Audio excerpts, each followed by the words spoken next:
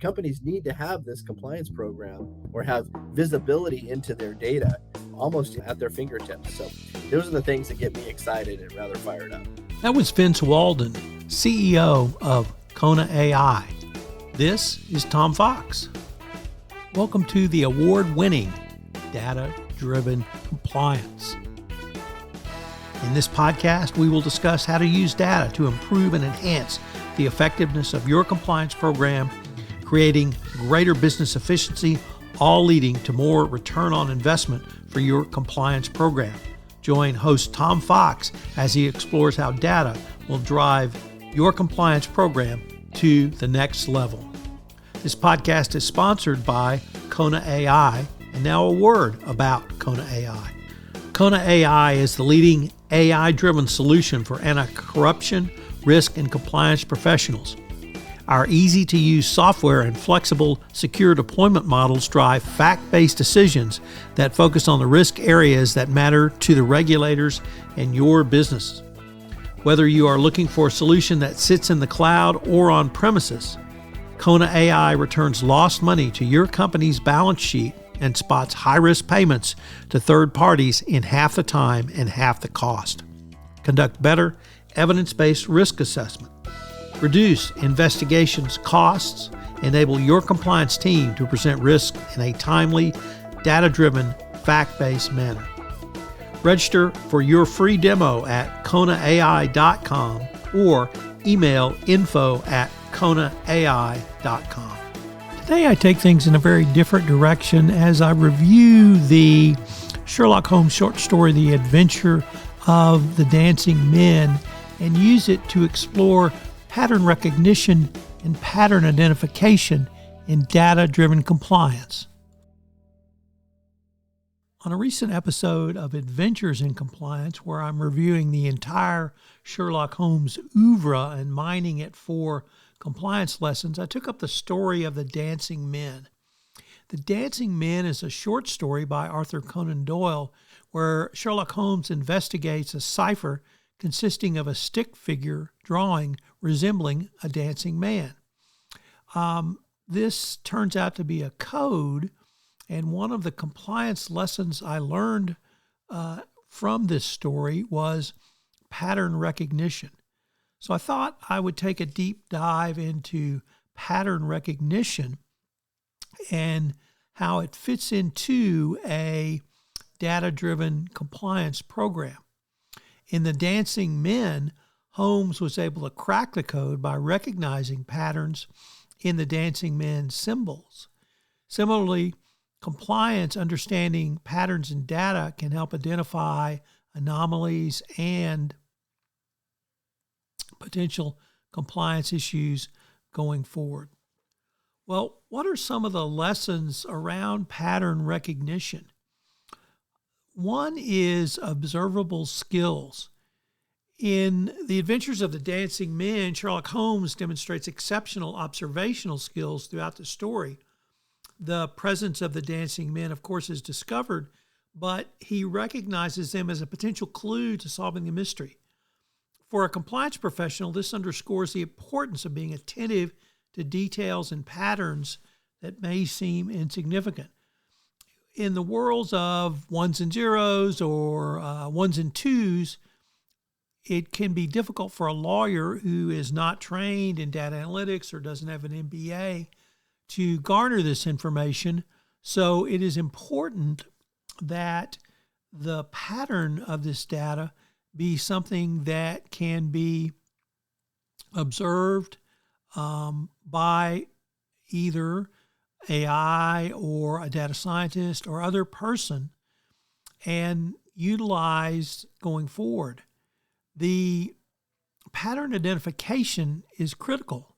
And in The Adventure of the Dancing Man, once Holmes identifies the dancing men's symbols, he begins to analyze them for patterns and consistency. In the story, he observes recurring shapes and configurations, which lead him to suspect they represent a coded message. This highlights the significance of recognizing recurring patterns within data, even when they appear random or abstract. So what is pattern identification?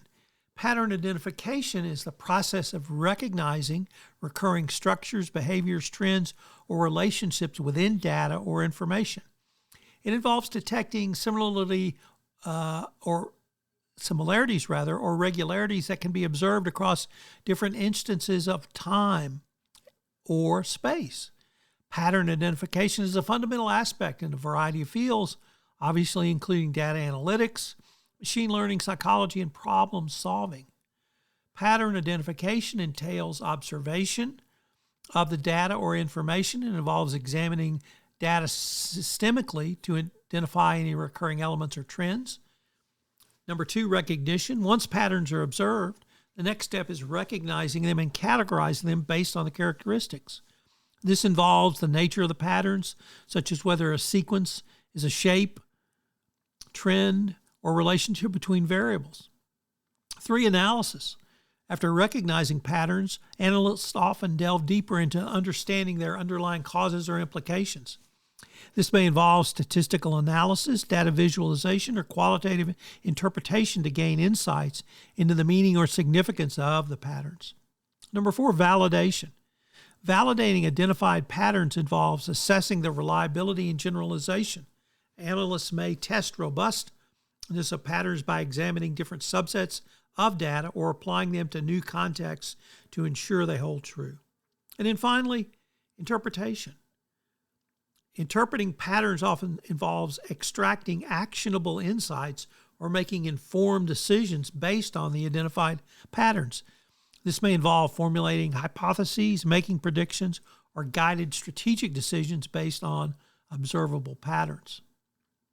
So pattern identification is a crucial role in detecting anomalies, predicting future outcomes, optimizing processes, and informing decision-making. This is precisely the role of a compliance professional. It relies on a combination of human judgment, domain expertise, analytical tools to effectively recognize and interpret patterns within complex data sets or information. Next, contextual understanding. In The Adventures of the Dancing Men, Sherlock Holmes understands the meaning of the dancing men's symbols is likely contextual and dependent on the circumstances surrounding their appearance. He considers such factors as the location where the symbols are found and the behavior of the individuals involved. This emphasizes the importance of interpreting patterns within the appropriate context to provide meaningful insights going forward. Moreover, contextual understanding refers to the ability to comprehend and interpret information. It involves considering the broader context in which the information is situated to derive an accurate meaning or at least an informed decision. So what are some of the breakdown of contextual understanding? Number 1, environmental factors. Understanding the physical environment or setting in which the information is observed or the actions occur is essential for contextual understanding. Environmental factors such as location, infrastructure, spatial relationships, even time and money can influence the interpretation and significance of information. 2, even a compliance professional needs to understand the historical background. It can be sales trends, it can be GTE spend, it can be a variety of historical background, but it all provides an important context for understanding the situations or the phenomena that you're looking at. It helps elucidate most present-day conditions, patterns, and behaviors, even in the corporate world. Number 3, cultural and social norms. Cultural and social norms help shape individuals' beliefs, values, attitudes, and behaviors within a given society. Recognizing and understanding these norms is crucial for interpreting communication, interactions, and phenomena accurately. Number 4, situational dynamics. Contextual understanding involves analyzing the specific circumstances surrounding a particular event or series of events. This includes factors such as timing, participants, motivations, goals, and constraints that influence decisions, behavior, or decision making. So, for instance, think about the odd request that comes in at 4 p.m. on Friday. Red flag.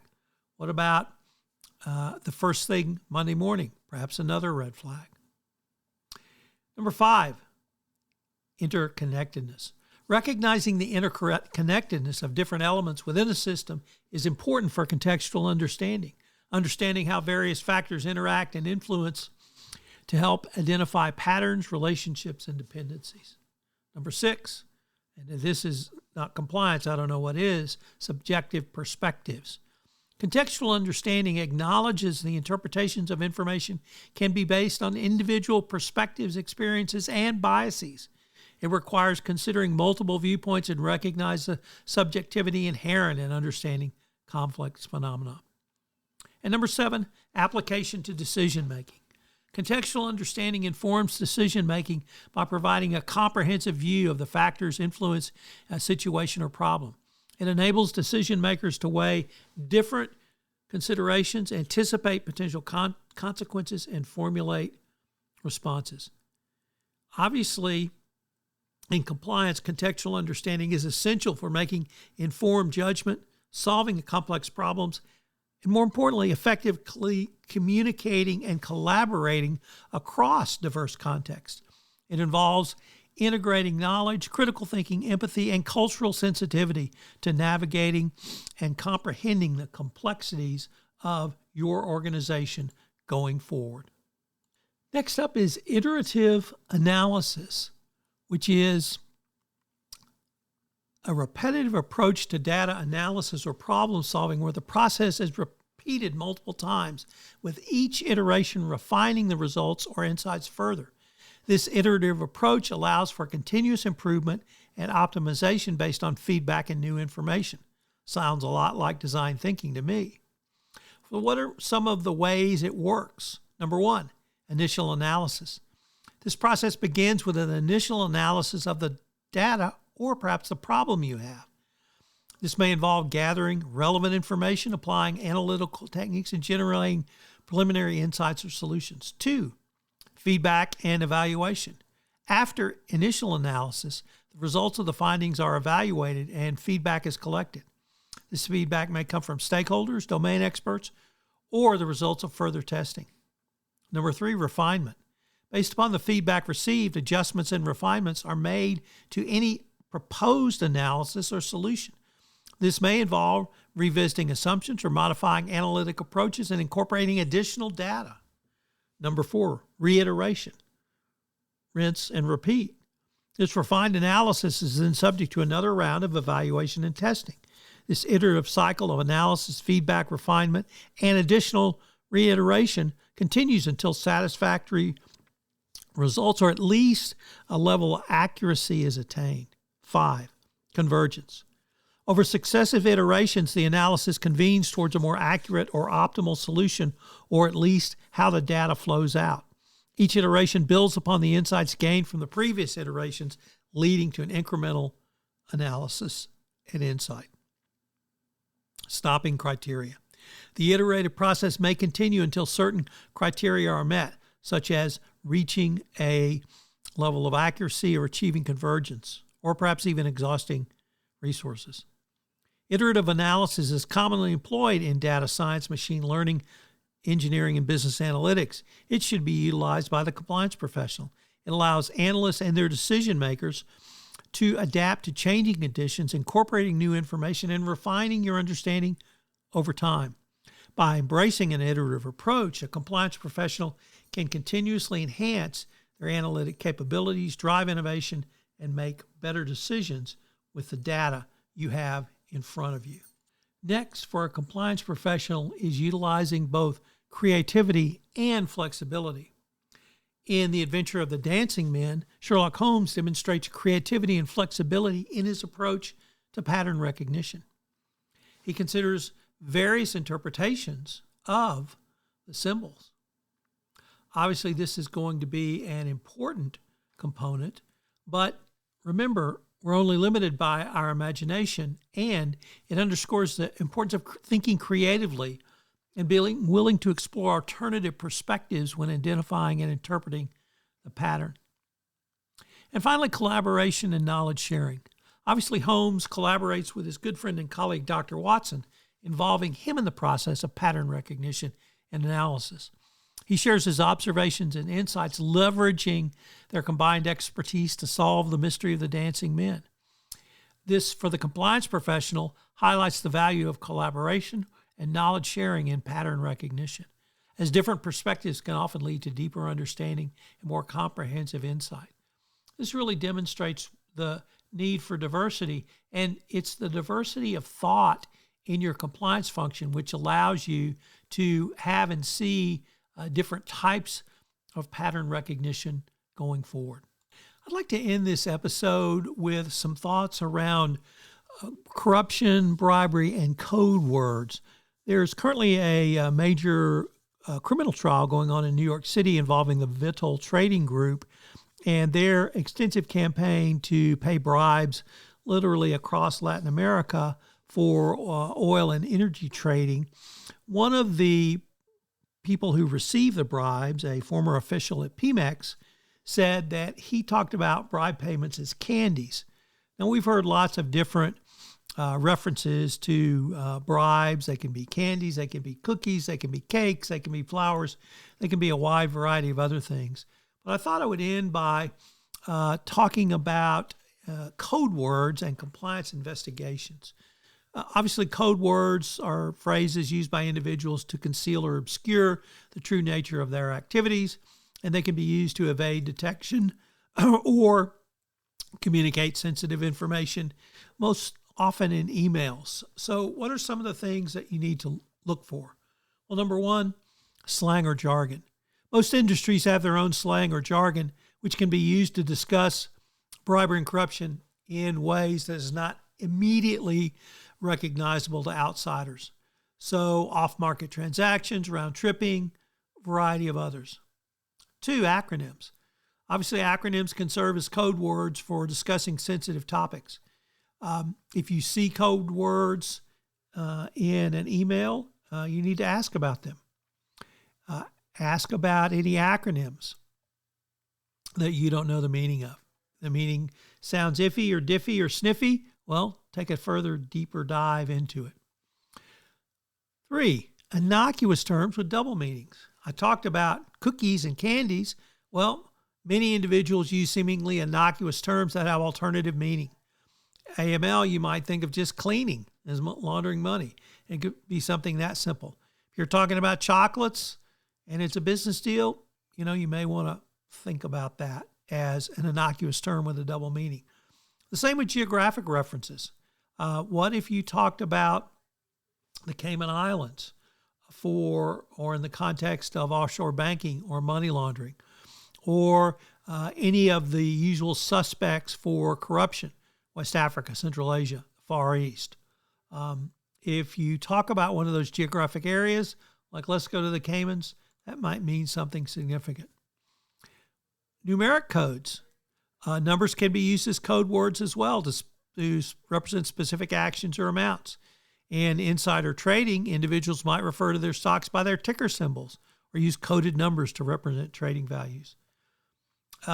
We've been talking about the adventure of the dancing man. Well, that's no different than an emoji in 2024. In digital communications, emojis can be used as code words to convey meaning without explicitly stating it. Certain emojis might represent illegal activities such as bribery or corruption. And then finally, foreign languages. Many individuals use foreign languages to communicate sensitive information, assuming the investigators are less likely to understand or recognize the language. Well, if you see something in there you don't understand and it appears to be a foreign word, maybe you should get some expert language people. When conducting compliance investigations, it's essential for investigators to be aware of the potential code words and look for patterns or anomalies in those communications that might indicate the use of coded language. This often requires a combination of technological tools, linguistic analysis, and domain expertise to effectively identify and interpret code words. But as my good friend Jonathan Armstrong says, if something's in quotation marks, it's probably nefarious. So if you see quotation marks in emails, take a deeper dive into it.